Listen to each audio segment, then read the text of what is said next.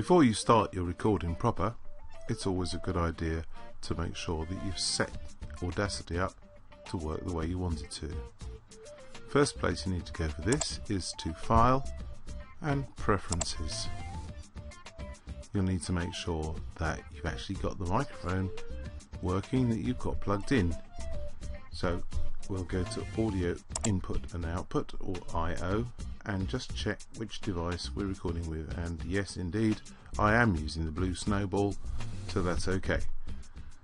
Let's have a look at the quality of the sound that I'm recording. Well, here the default sample rate is 22,050 Hertz, which is absolutely fine if this is going to be podcast or put on a video that's on the net. If you want CD quality, you'll need to go up to 44,100 Hertz, but for our purposes, looks to me as if this is set up and ready to rock, so okay. The next thing we'll need to do is to just check that we understand how loudly we are recording. So the easiest way to do that is just start recording. I'm going to start recording here, and I discover that if I'm too close to my microphone, two things are happening. This meter up here is pushing right up to the far end, but also it's much easier to see that some of the waveforms here are getting cut off, they're getting clipped. This is not good. I can do two things. I can either speak more quietly, which is not so bad, and stay close to my microphone, or I can carry on talking loudly and move away from my microphone. Depends on which you prefer. You can also control your microphone volume here by sliding up and down. Okay, looks like we're ready to start, so let's stop that recording and we can delete the track that I've just recorded here.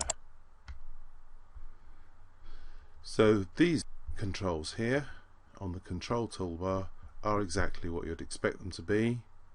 This one is skip to start, play, record, pause, stop, and skip to end. If you prefer, this toolbar here can be floated. This is the control toolbar, and that means you can move it around the screen and put it wherever is convenient to you. I actually quite like having it in the middle of the screen. It's up to you. If you're using it with an interactive whiteboard with smaller children, down here might be a good place to start. I'm going to leave it there for now. Okay, to start recording we simply press the record button. Mary had a little lamb, its fleece was white as snow, etc, etc, etc. If I wanted to carry on recording, I would press pause again and carry on recording just like this. When I've finished, I need to press stop.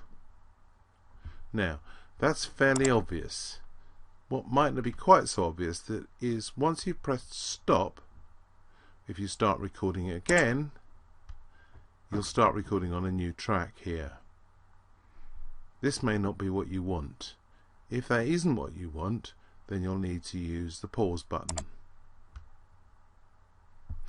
Now there's one disadvantage to using the pause button. It's a mistake that everybody makes. I've been using Audacity quite a lot over the years, and it's a mistake I still make, and that's leaving the pause switched on and then trying to do something like do some editing. Let's cut that bit out, for example.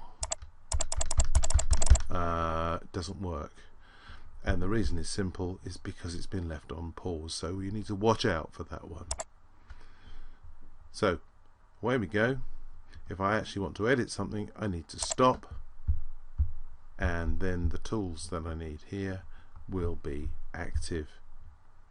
Let's go back and cut that bit. Perfect.